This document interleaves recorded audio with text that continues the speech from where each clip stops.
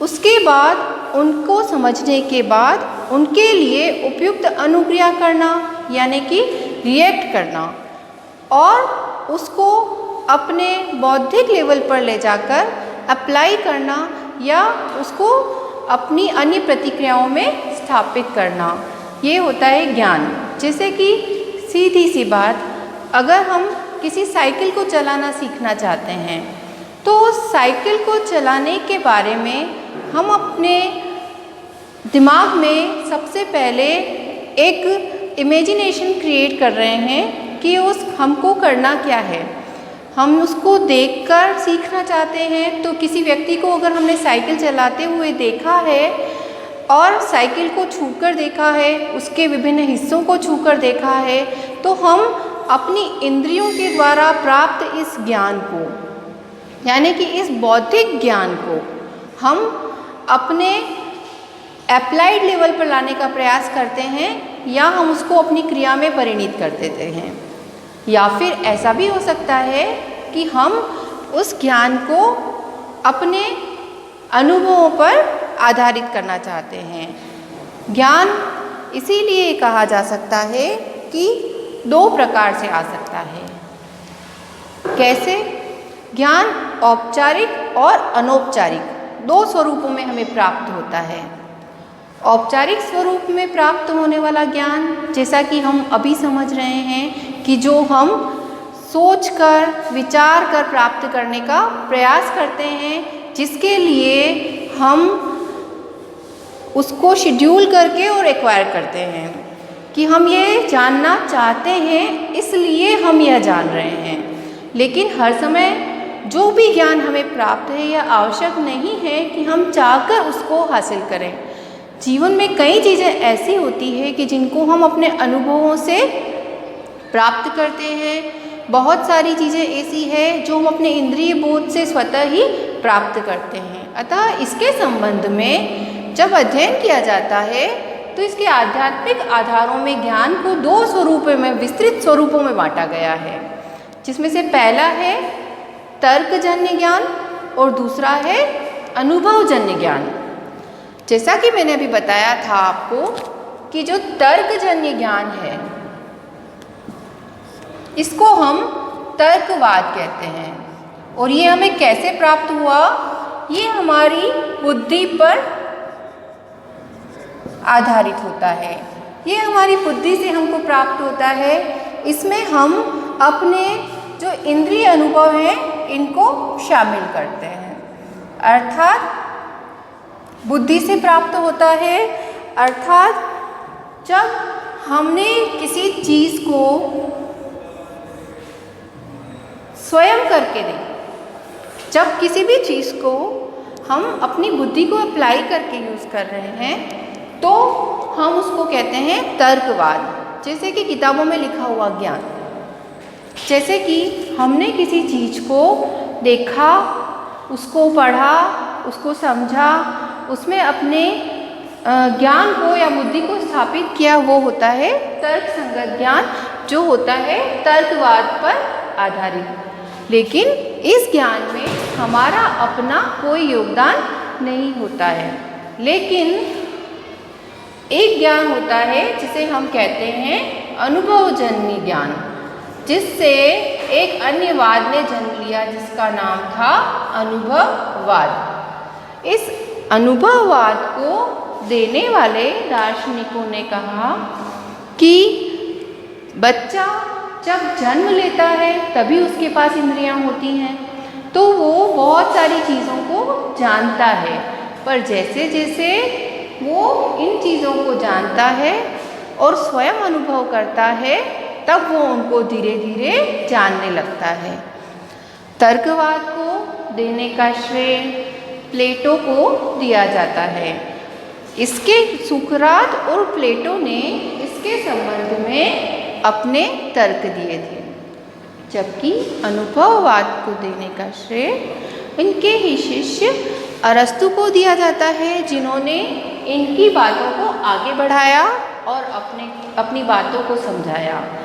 अब इसी चीज़ को मैं विद्यालय के स्वरूपों पर ले जाने का प्रयास करती हूँ। विद्यालय का महत्वपूर्ण अंग जिसे हमें पढ़ाना है अर्थात शिक्षार्थी या विद्यार्थी। विद्यार्थी को एक जॉन लॉक महोदय ने कोरी स्लेट की संज्ञा दी गई, जिस पर हम जो चाहें लिख सकते हैं, अर्थात हमें उसके इंद्रियों का साथ लेते हुए उसको ऐसी चीज़ों का अनुभव करवाते हुए उस तर्क शास्त्र तक पहुंचाना है, उस ज्ञान तक पहुंचाना है, ताकि उसके अंदर ज्ञान के विविध स्वरूपों का संगठन किया जा सके जो उसके लिए आवश्यक है। विद्यालय में इन ज्ञान के स्वरूपों का संगठन इसलिए आवश्यक है क्योंकि विद्यालय का उद्देश्य एक बालक का सर्वांगीण विकास करना है। और बालक सर्वांगीण विकास को प्राप्त कब होगा? बालक सर्वांगीण विकास को उस वक्त प्राप्त हो पाएगा जब बालक में अलग अलग जो ज्ञान की संरचनाएं होती हैं, उन ज्ञान की संरचनाओं को आवश्यकतानुसार उपयोग और उनके अप्लाइड लेवल को देखते हुए, बच्चे के स्तर को देखते हुए समयानुसार उन संरचनाओं को डाला जाएगा। इसलिए विद्यालय में ज्ञान के विविध स्वरूपों को उसके पाठ्यक्रम के अंतर्गत बांधकर अपने उद्देश्यों की पूर्ति के अनुसार शिक्षण वस्तुओं को डालना विद्यालय के लिए अत्यधिक आवश्यक हो जाता है। ज्ञान की आधारभूत संरचनाएं, जैसा कि हम अभी पढ़ना चाहते थे कि ज्ञान का स्वरूप क्या होता है, तो ज्ञान का जो विद्यालयी स्वरूप है उसमें विभिन्न प्रकार की फॉर्म्स या संरचनाएं देखने को मिलती हैं। ये जो एसेंशियल फॉर्म्स हैं जो विद्यालयी ज्ञान में होनी चाहिए या जिनको अलग अलग प्रकार से विद्यालयी ज्ञान का हिस्सा बनाकर ज्ञान को श्रेणीकृत करके बच्चे के अंदर स्टेप बाय स्टेप, चाहे वो लेवल वाइज हो यानी कि primary, middle and secondary and upper and higher levels, या फिर ज्ञान के अलग अलग रूपों जैसे कला, विज्ञान या फिर वाणिज्य या इकोनॉमिक्स, इस रूप में बांटकर पढ़ाया जाता है। तो इन स्वरूपों को बताने के लिए इसको अलग अलग भागों में बांटना अत्यधिक आवश्यक होता है। आवश्यक किस रूप में? इसको फिलोसॉफिकल फॉर्म्स के रूप में या दार्शनिक आधारभूत संरचनाओं के रूप में हम बच्चे को देते हैं। दार्शनिक संरचनाओं के रूप में किस प्रकार दिया जाता है? जैसा कि हम जानते हैं कि दर्शन की अलग अलग शाखाएं हैं। कौन सी? काफ़ी बार हमने पढ़ा है। आदर्शवाद, प्रयोजनवाद, प्रकृतिवाद, इन सभी शाखाओं से संबंधित अलग अलग बातें होती है जो पाठ्यक्रम में अलग अलग समय पर बच्चों को सिखाई जाती हैं। और इन सभी चीज़ों को सिखाने के लिए बच्चे को अलग अलग चीज़ों से परिचित करवाया जाता है, अलग अलग दर्शनों से संबंधित ज्ञान को उसके पाठ्यक्रम में डाला जाता है। जैसे बच्चे को आदर्शवाद सिखाया जाता है, जैसे बच्चे को जैन धर्म, बौद्ध धर्म से आने वाली परंपराओं और आदर्शों से परिचित करवाया जाता है, जैसे बच्चे को जैसे जैसे विकास हुआ उसमें अलग अलग दार्शनिक विचारधाराओं ने किस प्रकार से शिक्षा को प्रभावित किया ये समझाया जाता है। तो क्योंकि हमारी जड़ें आध्यात्म से जुड़ी है, उसका ज्ञान देने के लिए दर्शन की विभिन्न शाखाओं का पाठ्यक्रम के अंतर्गत समावेश करके बच्चे को दार्शनिक संरचनाओं से परिचित करवाया जाता है। सोशल फॉर्म्स अर्थात सामाजिक संरचनाएं। जो सामाजिक संरचनाएं हैं, जब हम बच्चे को सामाजिक विषयों का ज्ञान करवाते हैं, अर्थात सामाजिक विषय जैसे हम बच्चे को समाज से जुड़े हुए विषय सोशियोलॉजी या फिर सामाजिक विज्ञान के अंतर्गत जुड़े हुए विभिन्न विषयों में उसके परिवार समाज से परिचित करवाते हैं, समुदाय से परिचित करवाते हैं, इनकी भूमिकाओं से परिचित करवाते हैं, तो हम बच्चे को समाज से संबंधित ज्ञान की संरचनाओं में बांधने का प्रयास करते हैं। इसी प्रकार जो पॉलिटिकल फॉर्म्स हैं, यानी कि राजनीतिक संरचनाएं या जो स्वरूप हैं, बच्चे को प्राथमिक स्तर से ही धीरे धीरे इन बातों का ज्ञान देना प्रारंभ कर दिया जाता है। जैसे बच्चों को छोटे छोटे परिप्रेक्ष्यों में ग्राम के बारे में, ग्राम सभाओं के बारे में, पंचायतों के बारे में, उनके सदस्यों के बारे में और आगे चलकर हमारी जो प्रशासनिक व्यवस्था से जुड़े हिस्से हैं उनके बारे में ज्ञान को दिया जाता है। और जैसे जैसे बच्चा बड़े स्तरों पे होता जाता है, वो हमारे भारत के विभिन्न राजनीतिक परिप्रेक्ष्यों को समझने के लायक हो जाता है, उसको ज्ञान के राजनीतिक स्वरूपों से परिचित करवाया जाता है।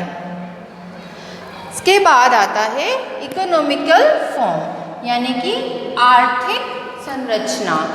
आर्थिक संरचनाओं के रूप में बच्चे को अर्थशास्त्र या उससे संबंधित विषयों के बारे में जानकारी दी जाती है, जिसमें हम बच्चों को छोटे लेवल पर विभिन्न उद्योगों के प्रकार, भारत की अर्थव्यवस्था के विभिन्न भागों के बारे में और आर्थिक जो सोर्सेज हैं, जैसे कि जिनसे की संपदाएं हैं, जिनसे हमें अर्थव्यवस्था के बारे में जानकारी मिलती है, उनके बारे में अध्ययन करवाते हैं।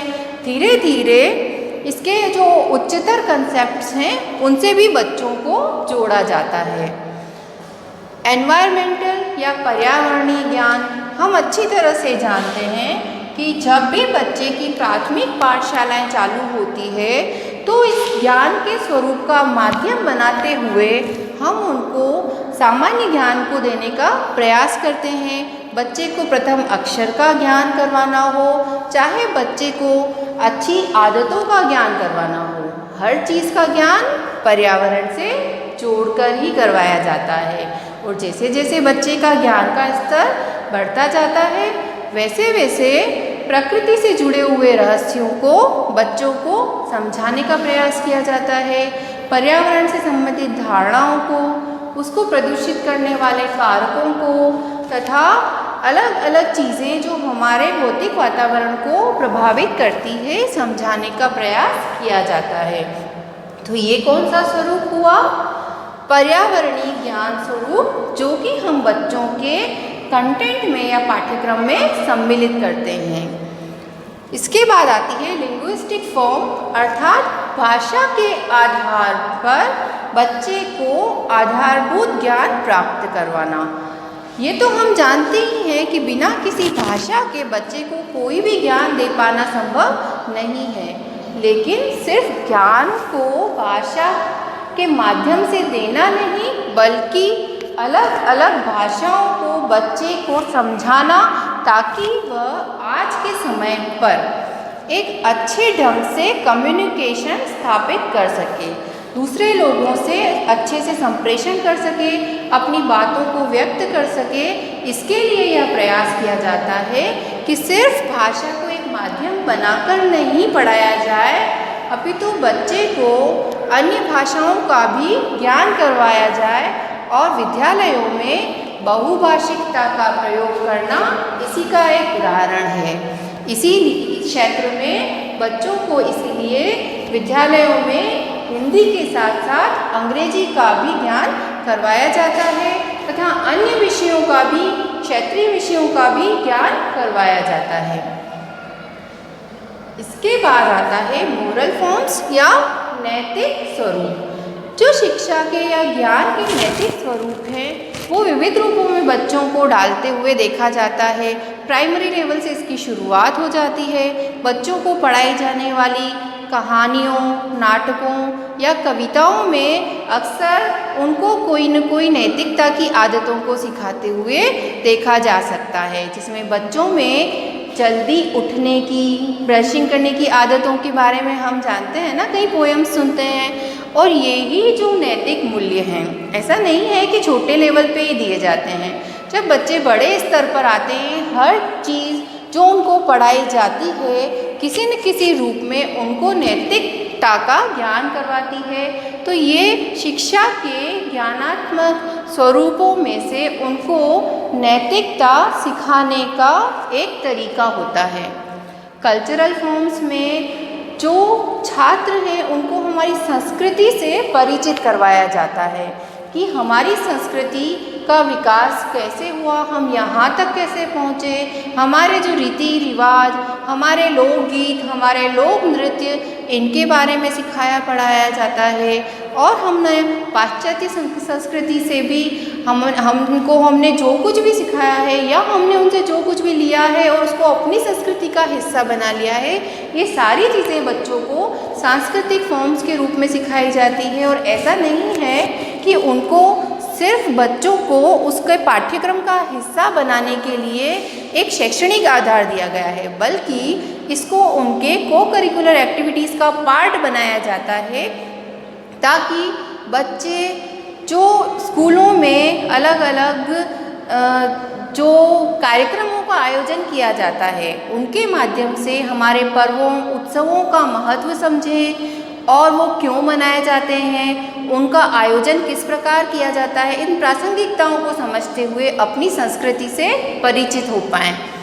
रिलीजियस फॉर्म्स जो अलग अलग धर्म हैं उनके बारे में बच्चों को जानकारी देना, उनसे प्राप्त मान्यताओं को, तथ्यों को समझना, उनके महापुरुषों को समझना, ये सभी चीज़ें जो हैं ज्ञान के इस स्वरूप को विभिन्न रूपों का हिस्सा बनाते हुए बच्चों को पाठ्यक्रम के माध्यम से समझाए जाने का प्रयास किया जाता है। साइंटिफिक फॉर्म्स यानी कि वैज्ञानिक स्वरूप, विज्ञान की जो अलग अलग शाखाएं हैं जैसे कि जीव विज्ञान, भौतिक विज्ञान, रसायन विज्ञान और विज्ञान की अनेक नई शाखाएं जैसे माइक्रोबायोलॉजी या अलग अलग प्रकार की जो नए विज्ञान उत्पन्न हो रहे हैं उनके बारे में बच्चे को जानकारी प्रदान की जाती है, ताकि उनके ज्ञान को वैज्ञानिक आधार प्राप्त हो सके और वो विज्ञान के महत्व को समझ सकें। स्किल्ड नॉलेज ये संबंधित होता है पूर्ण रूप से कौशलों के विकास से, और इसको ध्यान में रखते हुए बच्चों को हर कार्यक्रम को प्रायोगिक स्तर पर ले जाकर पढ़ाने का प्रयास किया जाता है। जैसे कि यदि बच्चे को भूगोल सिखाया जा रहा है तो भूगोल के थ्योरेटिकल चीज़ों को समझाने के लिए उसके साथ उसको प्रायोगिक आधार देने का प्रयास किया जाता है। विज्ञान जैसे विषयों के साथ में प्रयोगों की प्रासंगिकता तो हम अच्छी प्रकार से जानते ही हैं। साथ ही साथ कंप्यूटर जैसी जो लैंग्वेजेस हैं उनका प्रयोग भी सिर्फ सैद्धांतिक स्तर पर नहीं करके उनको कौशल स्तर पर ले जाकर स्वयं काम करके सिखाकर उस स्वरूप को उनको प्रायोगिक आधार देने का प्रयास किया जाता है। और साथ ही साथ इसकी जो एक फॉर्म है वो है सैद्धांतिक आधार। हम सभी जानते हैं कि बिना तथ्यात्मक ज्ञान के या सैद्धांतिक ज्ञान के कोई भी प्रायोगिक ज्ञान देना संभव नहीं है। अतः सैद्धांतिक ज्ञान तो अलग अलग सिद्धांतों के रूप में बच्चे को अलग अलग समय पर दिया ही जाता है। जैसे आप ही का उदाहरण ले लीजिए, जब से आप आए हैं तब से आपने शिक्षा के सिद्धांतों को जाना, शिक्षण के सिद्धांतों को जाना, अधिगम के सिद्धांतों को जाना, मनोविज्ञान के विभिन्न सिद्धांतों को जाना। तो इस सिद्धांतिक आधार पर ही आप इसको अप्लाइड लेवल पर ले जाकर अपने ज्ञान को परिपूर्ण बना पाते हैं। बोध स्तर पर लाकर इसको कैसे उपयोगी बनाया जाता है वो समझ पाते हैं। इसी के साथ आज हमने ज्ञान के स्वरूपों और उसको विद्यालय में किस प्रकार संगठित किया जाता है इसके बारे में जाना। धन्यवाद।